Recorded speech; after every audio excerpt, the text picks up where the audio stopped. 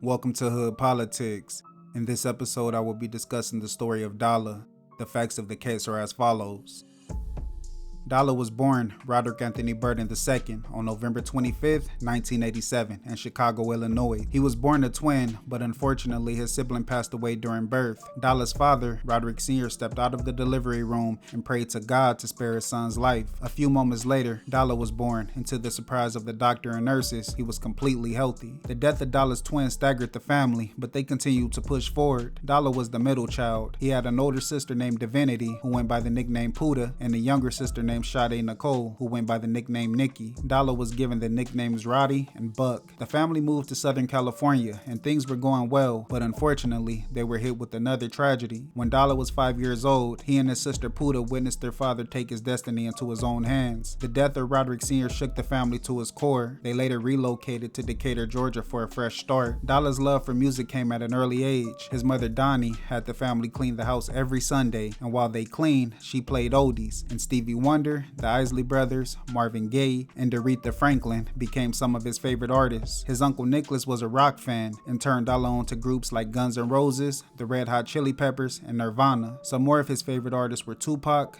Biggie, UGK, Scarface, and Andre 3000. At an early age, Dolla began feeling the financial stress of the household, so he began selling drugs in order to help his family make ends meet. But he never lost his love for music, and in the year 2000, at the age of 12, he formed a rap group with his cousins, Scrap and Saz, but the trio were so close that they referred to themselves as brothers. The three called themselves the Rascals Crew and would perform at showcases and talent shows around Atlanta. The group began gaining momentum, and shortly afterwards, they signed a deal with Elektra Records. In 2003, the Rascals released their debut single, titled So Fly. They filmed a video for the song and even performed it on an episode of the Nickelodeon show, All That. They also toured with R&B group B2K and rubbed shoulders with industry heavyweights like Missy Elliott and P. Diddy. The group even made a cameo in a Missy Elliott music video, and Dolla became a model for P. Diddy's clothing brand, Sean John. Shortly afterwards, the Rascals began working on their debut album. Music star Akon was a little-known beat maker at the time, and he began producing on the album. Akon's brother Boo was also involved in the venture, and a man named T Money was helping to write songs for the project. T Money was from West LA, and he was a well-known member of the Mansfield Gangster Crips, but he had transitioned into the music industry. The Rascals were slated to be the next big thing. They had the look, stage presence, good music, and the proper backing from Elektra. Also at the time, younger acts were a hot commodity. Artists like Lil Bow Wow, B2K, and Lil Romeo were all major figures in the music industry, and the Rascals were being molded to follow suit, but unfortunately, things came to a screeching halt. During this time, Elektra Records was in the process of restructuring, and a lot of the people involved in the Rascals venture were either fired or left the label, including the label's president, Sylvia Rome. This meant less support for the group, which led to them not meeting the label's projections. They were later dropped from Elektra, and their album was shelved indefinitely. The group broke up shortly afterwards, and Dolla found himself back at square one, but he still had a passion for music and decided to pursue a solo career. Donnie reached out to T Money and asked if he could help Dolla break into the music industry. T Money agreed to help, and shortly afterwards, Dolla moved to West LA and began working with T Money. During his time in West LA, Dolla began hanging out with the Mansfield Gangster Crips and ultimately ended up becoming a member of the gang. He got Mansfield tattoos and would mention his membership in songs and during interviews. This that money going up my finger, married to the money, it's on my ring finger. That's my hood, Mansfield Gangster. What is that 3 for? Actually, some gang banging shit. That's the truth. It's some like real gang banging shit. That's my hood right there on my finger. Shortly afterwards, Dolla reconnected with Akon. Akon had started a record label called Convict Music and offered Dolla a record deal. Akon signed a joint venture with Dolla's The Gang Entertainment, and Dolla was also signed to Jive Records through Convict Music. In 2006, Dolla's song Feelin' Myself was featured on the Step Up movie soundtrack. Everything was looking up, but unfortunately he would experience yet another hurdle. Puda was arrested, leaving Dolla to help care for his young niece and nephew. He traveled back and forth between LA and Atlanta to not only be with his family, but to further pursue his music career, essentially working from both cities simultaneously, which helped to broaden his industry connections and fan base. While at Jive, Dolla met a man named Sadiq Abawi, also known as DJ Shabazz. Shabazz was from the Bay Area and was an intern for the label at the time. The two became close friends, and Shabazz ultimately became Dolla's DJ. Shabazz went back to the Bay Area and was able to get Dolla's music on the radio, as well as get him booked for a performance at the Playboy Mansion. Shabazz then moved to Atlanta and essentially became a part of Dolla's family, so much so that he was in Donnie's wedding. By this time, Akon was a certified superstar. He had released hit songs such as Locked Up featuring Styles P, Smack That featuring Eminem, I Wanna Love You featuring Snoop Dogg, and numerous other hits. He had also featured on hit songs such as Soul Survivor by Young Jeezy, Sweetest Girl by Wyclef Jean, and Baby I'm Back by Baby Bash. Prior to signing Dolla, Akon signed R&B singer T-Pain to Convict Music. T-Pain was known for the hit songs I'm Sprung, I'm in Love with the Stripper featuring Mike Jones, Buy You a Drink featuring Young Jock, Bartender featuring Akon, and numerous other hits. And just like Akon, T-Pain developed a reputation for creating hit records just by being featured on the hook in songs such as You and That by E40, Shawty by Plies, Kiss Kiss by Chris Brown, Out of My System by Bow Wow, Good Life by Kanye West, and Low by Flo Rida, solidified his reputation as a hit maker. With this resume, Akon was able to secure the resources to properly push Dolla, but Dolla would meet yet another hurdle. On Thursday, August 2nd, 2007, Dolla was shot in the stomach during an attempted robbery and had to take some time off in order to recover, but fortunately, he made a full recovery and quickly got back to music. Dolla's single was released in December of 2007 and was titled Who the Fuck Is That? It featured T-Pain and Tay Dizzum. The song reached number 42 on the Billboard R&B and Hip Hop chart and number 21 on the rap chart. The video reached number 2 on BET's 106 and Park Top 10. Dolla wasn't fond of the song because he felt like it didn't properly display his musical abilities, but he understood that to get his foot in the door, he had to cater to the masses. Dolla then went on tour, and he also performed at BET's 106 and Park and Spring Bling. In 2008, Dolla was involved in a feud with another rapper named Two Pistols. Two Pistols released a song titled She Got It, which featured T-Pain and Tay Dizzum. The song reached number 24 on the Billboard Hot 100 chart and number 9 on the Hot R&B and Hip Hop chart. According to Dolla, he was offered the song first, but passed on it. Two Pistols felt that Dolla was being disrespectful and took to YouTube to deny the claim. He also stated that Dolla had no street credibility and wasn't really from the streets. On Monday, June 23rd, 2008, both Dolla and Two Pistols were at a media day event for the BET Awards. Dolla approached Two Pistols and the two began to argue. Dolla then punched him, causing him to fall to the ground. The scuffle was broken up and Two Pistols was taken to the hospital. Two Pistols later claimed that he actually walked away after the argument and Dolla sucker punched him. He stated that he attempted to retaliate but was grabbed by police as Dolla and his entourage got into their vehicles and fled the scene. Dolla went on to discuss the incident in multiple interviews and YouTube videos. Yeah, so what happened was, bam, number one, I'm at the BET thing, at the Shrine, I'm doing, you know, my whole little press shit, you know, my whole little press run. And when I'm near my, well, first off, Scrap De Leon called me, number one. And he say, man, the boy, Two Pistols talking crazy. So then I called my sister called him, he called me. My sister called me, was like, yeah, it's official, he talking crazy. So then my mama called me, like, he talking so crazy, whoop his ass.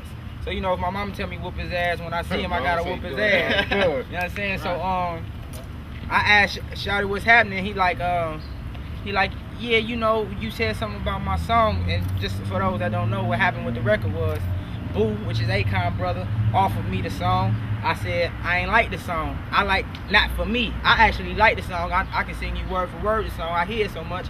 I like the song. I never had a problem with the song. He misunderstood what I was saying. What I was saying was, I didn't like the song for me, but anyway, that's nothing. So I asked him about it because he was on YouTube talking crazy. When I asked him about it, he like kind of like tensed up, and I'm face to face with this man, and I'm addressing him with an issue. So all that shit he talking about, he turned his back, and I hit him from the backside. I was with 4 niggas. He lying. I was with a white boy at my A&R. I was with Adam. You know what I'm talking about? Be Easy right here. I was with Cuzzo, and that's it. You know what I'm saying? And that's it. And I seen Cuz was talking that dumb shit. I hit him, knocked him out. He went to the hospital after that. And that's pretty much it. What you got to say, Cuz? Mansfield moving, bitch. It's Power 98.3 where hip hop lives. Not till la mañana. Special guest on the phone, Holmes. Holla, it's Dolla, yo! Yeah. Dolla! What's up, bro? What's this about Two Pistols, man? You knocked that fool out? Because I can't stand that dude either. Yeah, I knocked him out. I mean, I knocked him out, but, you know, I ain't really want to, you know, touch bases on that because he a small fry, man. That, like, you know, I got appetite for destruction, and he a small fry, like Jay said. I ain't really want to shine too much light on that little dude. In November of that year, Dolla released his follow-up single, Make a Toast. The song was originally supposed to feature Lil Wayne, but label politics prevented it. The song reached number 25 on Billboard's bubbling under R&B and hip-hop singles chart. The version with Lil Wayne was later released as an unofficial remix. Dolla also released the mixtapes Another Day, Another Dollar, and Sex Tapes The Art of Seduction while signed to Convict Music. Both projects were met with great reception. Dolla was making a foothold in the rap game, and everyone was eager to hear his debut album, A Dollar and a Dream, but unfortunately, he wouldn't get a chance to release it. On May 7th, 2009, Dolla, Scrap, and a group of friends were at a gentleman's club in Atlanta called Platinum 21. At around 1:30 a.m., a 23-year-old man named Aubrey Berry arrived at the club with his friend, Fred Taylor. The club was packed and the two had a hard time making their way through the crowd. A few moments later, Aubrey bumped into a woman named Crystal Jackson, causing her to spill some of her drink. Aubrey was familiar with Crystal. They had both attended Clark Atlanta University. Crystal was Dolla's girlfriend, and Dolla's group felt that Aubrey was being disrespectful, and an argument ensued. Moments later, someone punched Aubrey in the head, causing him to fall to the ground. Aubrey recalled being beat by at least 5 people. Security then broke it up and helped Aubrey to his feet. On Saturday, May 16th, 9 days after the fight in Atlanta, Aubrey flew to LA. He picked up a rental car from Hertz, checked into his room at the Marriott Hotel in Woodland Hills, and went to Club Les Deux with his friend Paul Simon. Dolla was also in the city. Crystal was from LA, but went to Atlanta to attend Clark Atlanta University. She was being thrown a birthday party back home, so she, Dolla, and a few others flew to LA to attend. On May 17th, Dolla, DJ Shabazz, Scrap, and a woman named Syria Silvers, who went by the nickname Psy, stayed the night at T-Money's condo. The next day, the group was scheduled to return their rental car and catch a flight back to Atlanta. They woke up at around 10 a.m. the next morning, and at around 1:30 p.m., they left the condo. The group decided to grab something to eat before their flight and made their way to a Chipotle restaurant located in the Beverly Center. The Beverly Center is a shopping mall located just east of Beverly Hills. A few moments later, Dolla changed his mind and urged the group to go to a P.F. Chang's restaurant located across the street from Chipotle. Coincidentally, Aubrey planned to visit the same P.F. Chang's. About 30 minutes after Dolla's group arrived, Aubrey and another man named Ali Darwish entered the restaurant and sat down at a table with 2 other men. About 20 minutes later, Aubrey walked to the restroom and Dolla immediately noticed him. Shortly afterwards, Aubrey exited the restroom and noticed Dolla. Aubrey returned to the table and told Ali that he had just saw a Mansfield Crip that he had an altercation with in Atlanta. A few minutes later, he left the restaurant and made his way to the valet area. And moments later, Dolla's group also left the restaurant and made their way to the valet area. Aubrey and Dolla got into an argument. Aubrey pulled out a gun and opened fire, striking Dolla in his left bicep. Dolla turned away as Aubrey continued to fire, striking Dolla twice in the back and once in the buttock. Aubrey got into his SUV and fled the scene. Dolla attempted to run but collapsed. An ambulance was called and he was transported to Cedars-Sinai Medical Center, where he was pronounced dead. He was 21 years old. Police say the shooting happened when Burton and some friends had just left the mall. They got into an altercation with another group. Both groups were at the valet, attending to their cars when the argument ensued, and that argument led to one person being shot and killed. Delvon Walker was just one of many people at the mall who ran for cover when they heard the gunshots. After probably the 3rd gunshot was when everybody was running, so everybody just kind of ducked down and ran inside P.F. Chang's. We were sitting down and heard these gunfires, and then everyone dove down and literally army crawling. We have Band-Aids from P.F. Chang's. We're army crawling to the back room. Witnesses were able to get the SUV's license plate number and relayed the information to police. Police tracked Aubrey to the waiting area of Terminal 1 at the LAX airport. When Aubrey saw officers approaching, he put his hands up and said, "I have a gun in my waistband. Don't shoot me." The murder weapon, a 9mm pistol, was recovered and Aubrey was arrested and charged with the murder of Dolla and 2 counts of assault with a firearm for shooting at Scrap and Shabazz. His bail was set at $1 million. He later pled not guilty. Dolla's funeral was held on Saturday, May 23rd at the Faith Love Center in the East Point neighborhood of Atlanta. The funeral was held in a Muslim style known as janazah. Scrap stood on stage along with Shabazz and other close friends and family members and reflected on his brother's life and journey to fame. Scrap stated that Dolla was caring and he put people in front of himself. He went on to say that Dolla never spoke me or I. It was always we, us, and they. Scrap read a text message that he sent to Dolla after he passed. It read, "My big brother has died, but I gained a bigger angel. Always knew you were too good to be here." Dolla was buried buried in Atlanta's Westview Cemetery. Following Dolla's death, a lot of his fellow artists paid their respects. Rapper J-Rock posted a video sending his condolences. Yeah, man, it's your boy J motherfucker Rock Top Dog Entertainment, man. Right now, man, I just got some bad news. I just found out about it, man, you know what I'm saying? Real good nigga, friend of mine's, man. Rest in peace to my nigga Young Dolla, man. It's some sad shit, just shit crazy how that shit went down, man. But I was just giving all my prayers go out to his family. You feel me, man? Nigga, like, man, it's like, what the fuck is going on? Like, my nigga ain't never had me, like, knowing that nigga ain't never really had problems with niggas. It's crazy, man. So, man, rest in peace to my nigga Young Dolla, man. Man, T Money, what's up, my nigga, man? We right here, man. Got you, you know what I'm saying? You already know what it is, man. But rest in peace to my nigga, man. Again, all my prayers goes out to his family and everything else, man. You already know, man. This shit gotta stop, man. Real talk, your boy J-Rock signing off.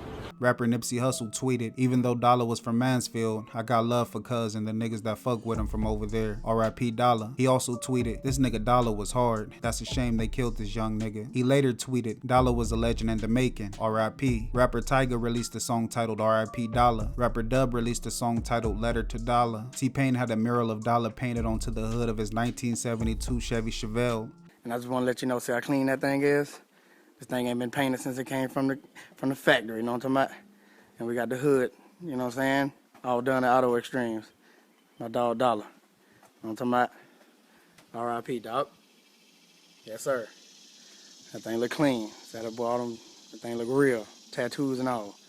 He also paid tribute to him during the concert. Scrap released a song titled My Big Brother. In the music video, he's wearing the same blood-covered shirt that he wore on the day of the murder. Saz, T-Money, Dolla's label mates at Convict Music, and numerous others also paid tribute to Dolla. A flurry of rumors began circulating regarding the shooting, with the most rampant one being that Aubrey followed Dolla from Atlanta to LA with the intention of murdering him. It was even said that Aubrey was on the same flight as Dolla, but those rumors were proven false. Aubrey and Dolla each had specific business in LA. After looking at flight information and speaking to witnesses, investigators gathered that both men had planned to be in the city far in advance, but in a strange twist of fate, they both happened to be 2,000 miles away, in the same city, at the same restaurant, on the same day, and at the same time. Aubrey was offered a 9-year plea deal, but he refused it and decided to take the case to trial. The trial began on Tuesday, May 4th, 2010. The prosecutor in the case was a man named Halim Donadina. Donadina called the shooting cold-blooded murder. The defense attorney in the case was a man named Howard Price. Price called the shooting self-defense. Price painted Dolla as a hot-headed gang member with a propensity for violence and provided the following evidence to support his claims. Evidence included Dolla and his entourage beating Aubrey at Club Platinum. Aubrey identified T-Money as the man who initially punched him and pointed out a unique crown of thorns tattoo that T-Money has on his head. Aubrey stated that after the fight, Dolla's group began yelling out references to the Mansfield Crips. He went on to say that he was unaware of who the Mansfield Crips were until his friend Paul Simon told him. T-Money didn't take the stand during the trial, but later denied being the person that punched Aubrey, saying that he wasn't at the club that night or even in the city of Atlanta, but at home in Los Angeles. He went on to say that he felt someone was coaching Aubrey to say certain things. He also believed that it wasn't Dolla's group that assaulted Aubrey. Donadina said that no one yelled out gang references during the altercation. An LAPD detective named Mark Hogan testified as the prosecution's gang expert. Hogan told the court that Dolla wasn't a gang member, but just an associate. A retired LAPD officer named Steve Strong testified as the defense's gang expert. Strong told the court that Dolla was a member of the Mansfield Crips. Price also provided pictures of Dolla's tattoos and photos that he had taken with known gang members to further cement their claims. Price also played one of Dolla's songs titled Is You Holdin' for the Jury. In the song, Dolla brags about having a gun on him at all times and states that he wouldn't hesitate to use it. 6 months prior to the shooting, on November 20th, 2008, Dolla was arrested in Georgia for possession of a firearm. Price wanted to introduce the arrest as evidence during the trial, stating that it showed Dolla was no stranger to carrying guns and Aubrey's fear was reasonable. The judge denied the request, stating that gun possession itself isn't an act of violence and doesn't lend toward a violent character trait. Price played 2 videos for the jury, one being when Dolla bragged about beating up 2 pistols, and the other being rapper T.I. talking with Dolla and T-Money, saying how real Dolla is. The purpose of playing this video was to dispute any claim that Dolla's image and lyrics were just for entertainment. confession. Aubrey took the stand and told the court about himself and his run-ins with Dolla. Aubrey said that he worked in the Atlanta club scene and was robbed at gunpoint in May of 2007. He also told the court that he had been a victim of a home invasion robbery. He said he began carrying a gun because his line of work caused him to carry large amounts of cash and he felt unsafe after being robbed. Aubrey told the court that he graduated from Clark Atlanta University on May 18, 2008, exactly 1 year prior to the murder. Shortly after graduating, he began doing commercial marketing and wanted to expand his business to LA, and for the next few months, he began forming business relationships in LA. Aubrey stated that in May of 2009, he and his LA business partners were planning a party at Club Ivar. The event was set to take place after the BET Awards the following June. Aubrey said the group decided to meet at PF Chang's to iron out the details. Shortly afterwards, Aubrey made his way to the restroom. According to Sai, Dolla and the others noticed them and began whispering, but she couldn't hear what they were saying. Aubrey left the restroom and noticed Dolla. Once he made it back to his table, he told his business partner Ali that he saw a Mansfield Crip that had jumped him in Atlanta. He said Ali told him that he should leave, and at 3:04 p.m., Aubrey left the restaurant. Less than a minute later, Dolla's group also left the restaurant. Price believed that Dolla's group followed Aubrey outside. Video showed the group step outside and began scanning back and forth as if they were looking for something or someone. They then made their way to the valet area. According to Price, Dolla, Scrap, and Shabazz essentially surrounded Aubrey. Sai had drawn a diagram of the confrontation for police. Sai's drawing supported Price's claim that Aubrey was boxed in. According to Aubrey, Dolla then said, "What's happening, cuz?" Aubrey said he began to back up, and Dolla said, "You in my hood," and then asked if he wanted to die. Aubrey moved behind the valet desk, pulled out his gun, chambered around, and held it down to his right side, while Dolla continued to act aggressively. Aubrey claimed that Dolla reached back for something that he believed was a gun, so he opened fire. He didn't remember how many times he shot. When asked about fleeing to the airport, Aubrey stated that he did so out of fear of retaliation. Scrap was beside Dolla as he laid on the ground. Price believed that Scrap could have took the gun from Dolla during that moment, but Donadina denied Dolla ever having a gun. The pathologist and coroner both agreed that the bullet wound to Dolla's bicep entered at an angle consistent with him reaching back, but the other shots remained a point of contention. Price claimed that all the shots were fired in rapid succession near Dolla, but Donadina stated that Aubrey shot Dolla in his bicep and then fired at Scrap and Shabazz as they fled. He then aimed the gun at Dolla again as he was fleeing and struck him 3 more times. The coroner testified that Dolla's wound would have incapacitated him within 30 seconds, and he wouldn't have been able to run no more than 50 feet. Dolla's blood trail was 200 feet long, which lends to Donadina's point that Dolla was shot as he fled. The case had a huge roadblock when it came to the ballistics. A supervisor in the valet area picked up some of the bullet casings and then placed them back on the ground, which contaminated the crime scene. A valet driver named Jose Molina testified on behalf of the prosecution. He told the court that he witnessed the shooting, but didn't hear exactly what was said prior. However, he did hear Aubrey say, "Oh, it's like that," before opening fire. Jose said he witnessed Aubrey shoot in one direction, then in another direction, and then turn his gun towards the original direction and open fire again, which supports the prosecution's version of events. During cross-examination, Price asked Jose if he saw who Aubrey was shooting at. Jose said no, and he didn't actually see Aubrey hit anyone. Price presented Jose's original statements that he had made to police to the court. In the statements, Jose made no mention of Aubrey saying, "Oh, it's like that," or to him firing in 2 directions. When Jose was asked if the district attorney or investigators had shown him surveillance footage from the day of the shooting, he replied yes. Surveillance cameras didn't capture the entire incident, and a lot of what they did capture were in bad quality. Jose saying that he was shown footage proved that his testimony wasn't from his own recollection and could have been influenced by other factors. Donadina pointed out Aubrey's illegal possession of the gun. Aubrey did have a permit for the gun and was legally allowed to carry it in Georgia and a few other states, but his permit was not valid in California. Aubrey told the court that he carried his gun with him during prior trips to LA and didn't know he was doing so illegally. Donadina stated that every time Aubrey brought his gun to LA, he was breaking the law. He shouldn't have had it at all, and the murder would have been prevented if he followed the law. The question still remained, was the shooting self-defense or murder? Donadina believed that Price's case relied on prejudice and stereotypes. He stated that the gang allegations, rap lyrics, videos, and associations did not make Aubrey murder Dolla. He went on to say that people rap as a persona, and the things they rap about are not representative of who they are as people. He showed how rappers like Ice-T and Ice Cube have rapped violent lyrics, but are known for their mainstream appeal. Donadina closed by reiterating that Aubrey ambushed Dolla in the valet area and shot him in the back as he was fleeing. On Friday, May 21st, 2010, the verdict was in, and Aubrey Berry was found not guilty on all charges. Donnie became overwhelmed as the verdict came down and had to be escorted out of the courtroom. To this day, people remain split about this case. Some believe it was a clear case of self-defense, defense, while others believe that Aubrey got away with cold-blooded murder. After the trial, Shabazz released The Miseducation of Dolla. The mixtape was full of unreleased songs that he felt painted a more accurate picture of Dolla, not only as a musician, but as a person. Dolla's memory lives on through his family, friends, fans, and music. He is widely remembered as a rising star whose light was dimmed too soon. According to many who were close to Dolla, he didn't believe he would live a long life. He often spoke of dying young. These thoughts even made their way into his music, and shortly before his death, he released a song titled Georgia Nights. In the song, he details being murdered in an eerily similar fashion to his real-life murder. I'm going to end this video by playing it, and if you're unfamiliar with Dolla's music, I recommend you give him a listen.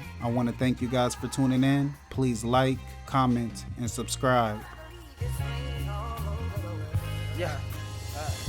You feel the rain on my window pane. Waking up in cold sweats, having dreams of going out with a bang. Shit, my papa died by the gun, I died by the gun. And if I ever have a son, he probably died by the same. Pray to God I don't curse my seeds, and my baby don't come out with some kind of disease due to my bad deeds. Every breath I breathe and every step I take, the clock ticking bring me closer to fate. Papa died at 25, so he must have been great. They say the good die young, I must be on my way.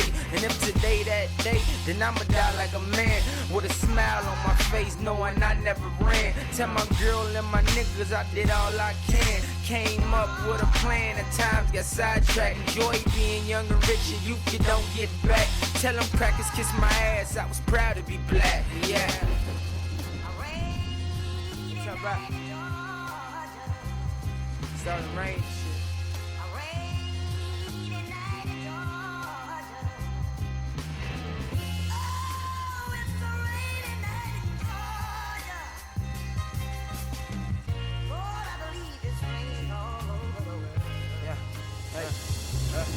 Have a party at my funeral, celebrating a life. When I died, a baby was born that very same night. And as he took his first breath, I took my last. Life flashed before my eyes, what I did in the past. You know, my first piece of ass. The jokes and the laughs and the silly shit we did for the love of the cash. Kick those fist fights, wild parties and shit.